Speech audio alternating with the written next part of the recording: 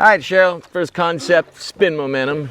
So can you describe spin momentum to me, or what it is? It kind of spins as we move. There you go, that's pretty accurate. Spin momentum is one of these kind of unknown forces that you have when you're paddling that people deal with. Anytime a beginner, you remember being a beginner or teaching beginners, they go to paddle, they can't go straight, right? I'm still a beginner. But you can paddle straight now. But there was a time you couldn't go straight, right? Yeah. Beginners can't go straight because spin momentum overpowers them. Now, what spin momentum is, when you paddle a boat forward, you actually create a wave, and the wave's in front of you. So you're actually climbing your own wave. So you're plowing water, and you're climbing a wave. Your bow is up and has a little bit of potential energy because it's lifted, and it wants to fall off one side or the other. It can't get it to go straight no matter what happens when you're paddling forward. If you stop paddling, you can be dead straight, like perfect, but you're not. You're going to fall one way or the other and spin out every time. It looks like this. Watch. I paddle forward, get some speed,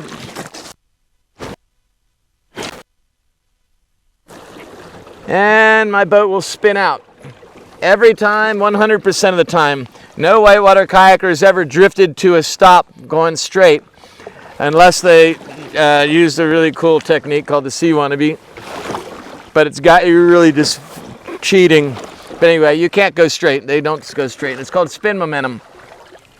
So our goal with spin momentum isn't to just recognize that it's there. It is to learn how to make it work towards our advantage. But first we need to know how to control it a little bit. So the way spin momentum works is the faster you're going, the more spin momentum you have. If you know which direction your spin momentum is going, and you always make it go the way you want it to go, then spin momentum will work for you.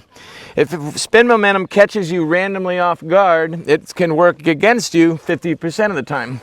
So for example, Cheryl, you're running the Nantahala River and you're coming down towards the falls, and you want to get over to the right, for example. Let's just say.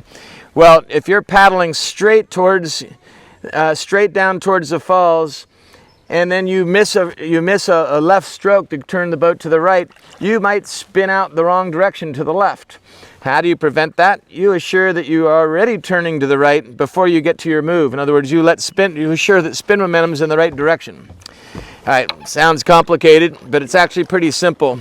Let's first practice our spin momentum and practice controlling. You get some speed.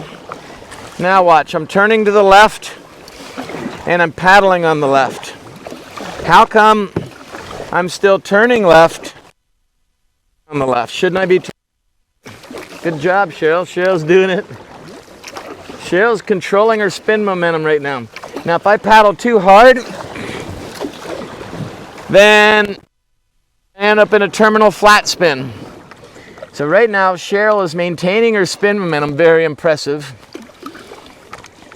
Now, she may think, and you may think because she's leaning and on edge, she's carving, and that's why she's turning left. It's nothing to do with it. It's 100% the spin momentum. She could be flat. Like right now, my boat is flat, even leaning to the right, and I'm still turning left. So check this out. Spin momentum is turning me.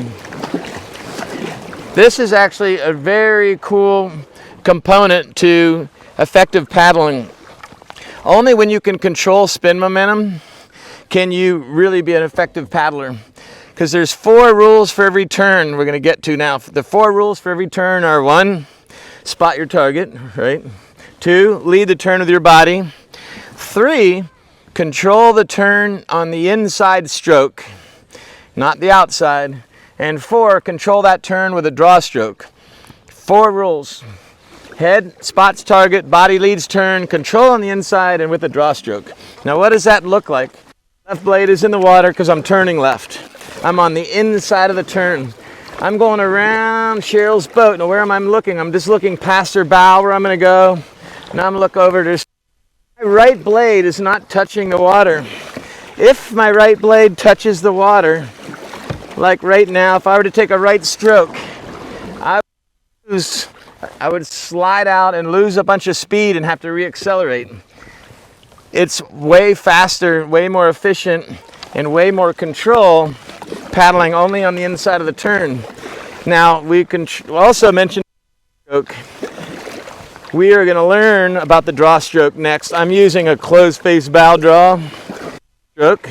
Now I'm just gliding on the draw. Closed face stern draw.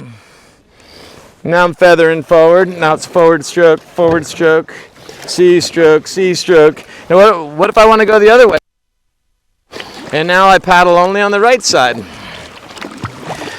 Now why am I doing this? Because this is fancy paddling? No. This is the only way you can be fast. One outside stroke, inefficient. You slide out, you lose your speed. Think of it as a little bit like a skier coming down a mountain. For those of you who ski, sliding the sterns of the skis out instead of carving. It's very similar to that. The only way to carve a turn is paddling on the inside and controlling the turn with a draw stroke. Whew. All right. Well, Cheryl knows spin momentum. You now know what spin momentum is. Now let's learn to control spin momentum with the draw strokes. That sound good? Oh, absolutely. All right, draw stroke coming up next.